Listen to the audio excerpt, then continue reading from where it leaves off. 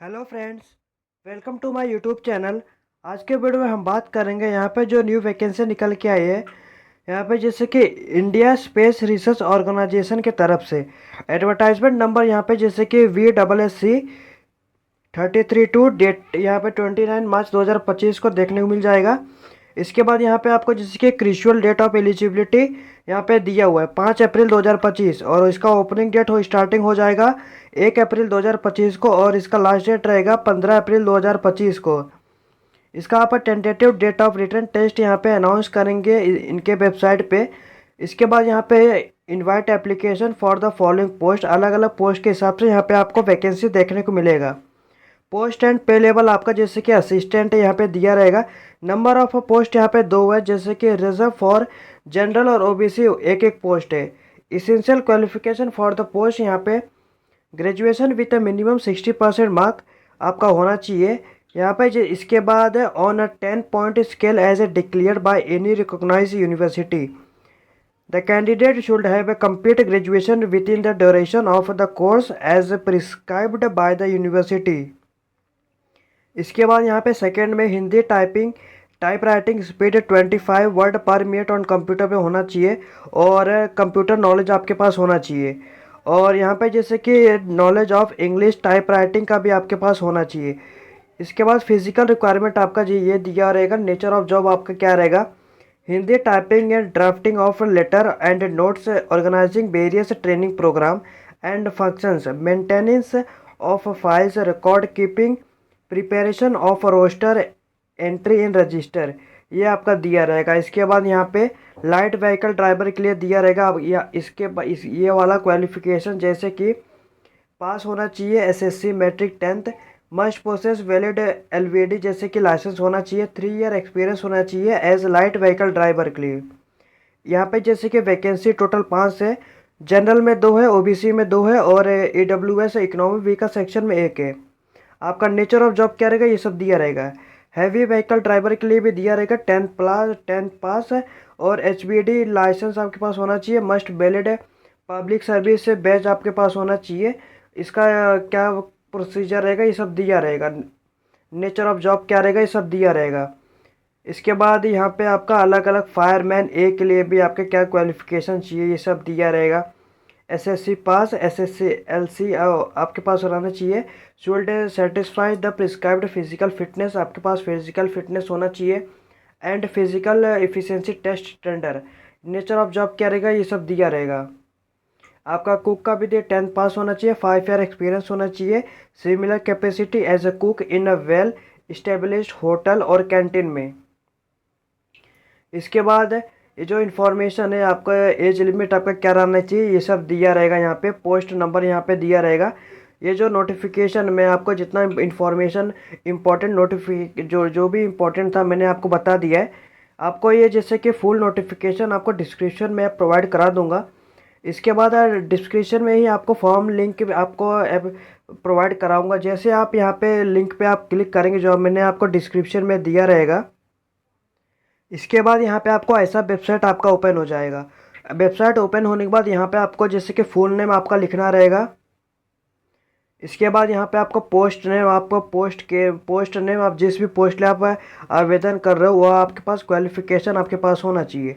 इसके लिए आपको एक बार नोटिफिकेशन आपको रीड कर लेना है। आपको डिस्क्रिप्शन में ही आपको नोटिफिकेशन मैंने प्रोवाइड किया हुआ है। इसके बाद अपना ईमेल आईडी प्रोवाइड करना है। इसके बाद एक कैप्चा भी यहाँ पे कैप्चा फिलअप करना है। इसके बाद यहाँ पे सबमिट पे क्लिक करना। इसके बाद यहाँ पे आपको थैंक यू लिख के आ जाएगा। इसके बाद आपको ईमेल अपना ओपन कर लेना है। इसके बाद यहाँ पे आपको ऐसा देखने को मिल जाएगा। यहाँ पे आपको इस पर टिक करना रहेगा। आपको पहले ईमेल वेरीफाई पे क्लिक करना रहेगा। इसके बाद आपका सब इन्फॉर्मेशन आ जाएगा। इसके बाद यहाँ पे आपको जिस पोस्ट पे आप आवेदन करो, यहाँ पे आपका पोस्ट नेम, यहाँ पे आपका नेम, अपना ईमेल आईडी, इसके बाद यहाँ पे आपका पोस्ट, इसके बाद यहाँ पे कंफर्म पे क्लिक करना। इसके बाद यहाँ पे आपको जैसे कि फोटोग्राफ यहाँ पे आपको अपलोड करना रहेगा। आपका जैसे कि मैक्सिमम साइज़ आपका 30 KB तक आपका रहने का। इसका डायमेंशन है 150 विड्थ रहेगा, इसका हाइट रहेगा 200 पिक्सल की बात हो रही है। आप इसे अपलोड कर देना। और सिग्नेचर भी यहाँ पे आपको मैक्सिमम साइज़ आपका 30 KB का होना चाहिए। 30 KB के अंदर ही आपको अपलोड कर लेना है। डायमेंशन इसका रहेगा पिक्सल में, 150 विड्थ है, 50 इसका हाइट है। अगर आपको फ़ोटो कैसे अपलोड करना है, सिग्नेचर कैसे अपलोड करने का मैं आपको अभी बता रहा हूँ। जैसे कि इमेज PI7 पे क्लिक करना, आप इस वेबसाइट पे आ जाओगे। इसके बाद यहाँ पे होम पे चले जाना। होम पे जाने के बाद यहाँ पे आपको रिसाइज इमेज पिक्सल पे दिया रहेगा। आप यहाँ पे फ़ोटो यहाँ पे अपलोड कर देना। फ़ोटो जैसे यहाँ पे अपलोड हो जाएगा, यहाँ पे आपको विड्थ, आपको जैसे कि विड्थ पे 150 से डालना। और यहाँ पे जैसे कि हाइट है 200,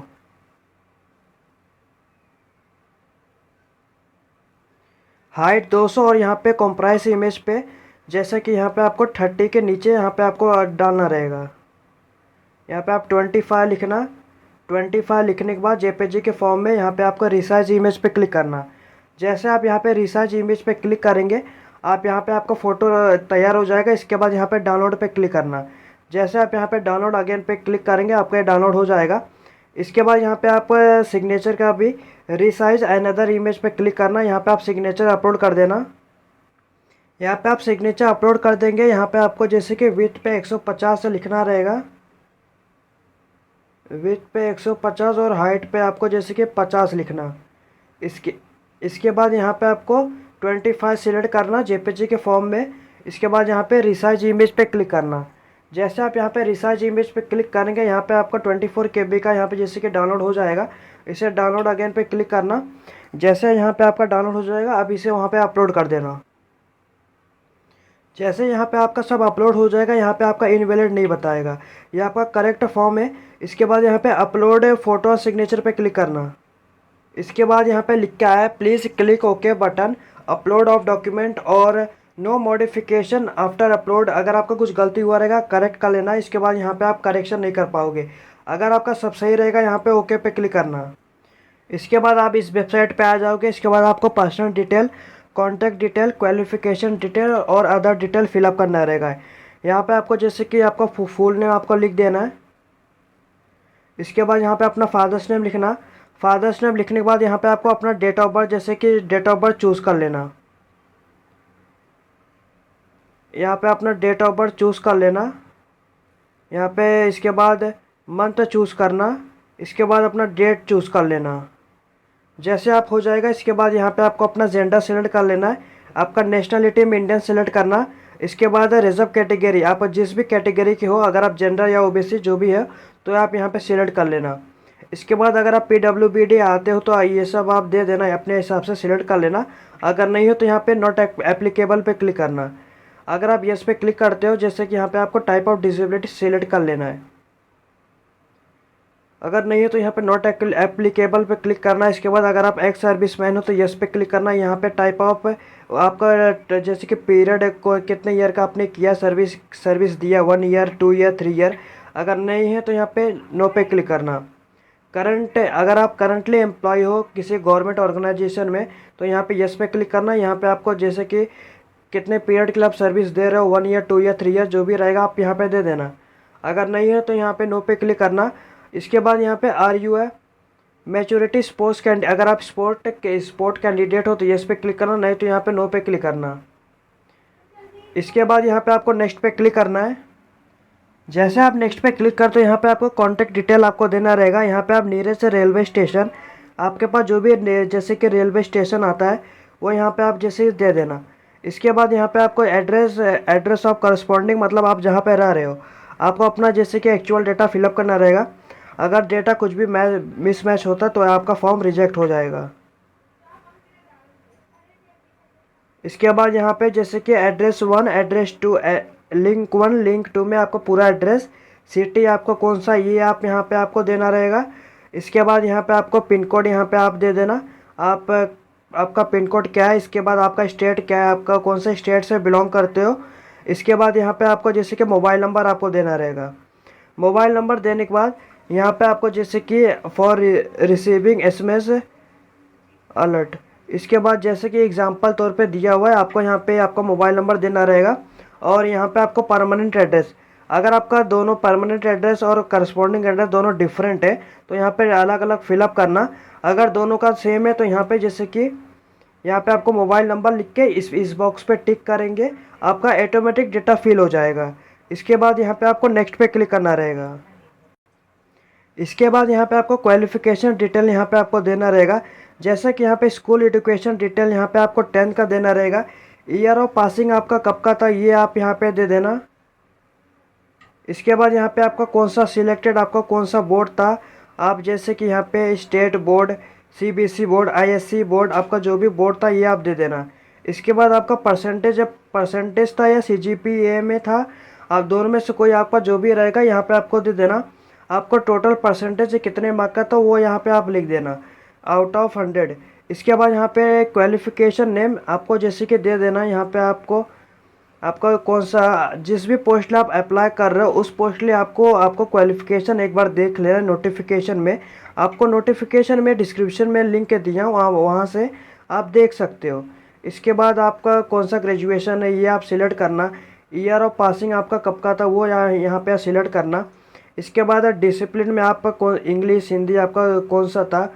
इसके बाद कौन से लैंग्वेज में था, आपका यूनिवर्सिटी कौन सा था वो ये आप यहाँ पे दे देना। यहाँ पे आप दे देना आपका कौन सा यूनिवर्सिटी था। इसके बाद अगर specify in the full of equivalent detail, अगर कोई दूसरा रहेगा तो यहाँ पे आप जैसे कि दे देना।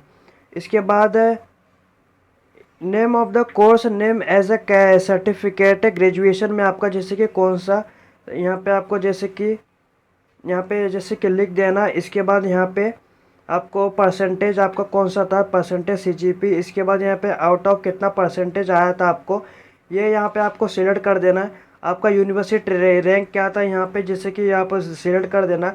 इसके बाद यहाँ पे नेक्स्ट पे क्लिक करना। इसके बाद यहाँ पे आपको अदर डिटेल में यहाँ पे आपको रिटन एग्ज़ाम सेंटर चॉइस ये आपको चूज़ कर लेना, आपका जहाँ नज़दीकी रहेगा आपको कहाँ एग्ज़ाम देना रहेगा। इसके बाद सेकंड में भी अगर आप जैसे कि सिलेक्ट यही चूज़ करते हो, आपको जहाँ नज़दीकी रहेगा ये आप सिलेक्ट कर लेना। इसके बाद यहाँ पे अकाउंट डिटेल देना रहेगा। Account detail for a refund of application fee आप दे देना, जो रिफ़ंड अकाउंट एप्लीकेशन आपके अकाउंट में रिफ़ंड जाएगा। यहाँ पे अपना account number, inter account number again यहाँ पे आप सिलेक्ट दे देना। इसके बाद अकाउंट होल्डर नेम यहाँ पे देना रहेगा, आपका बैंक नेम देना रहेगा, ब्रांच नेम देना रहेगा, आईएफएससी कोड देना रहेगा। सब डॉक्यूमेंट आपको जैसे कि बैंक के पासबुक के फ्रंट पेज पर लिखा रहेगा।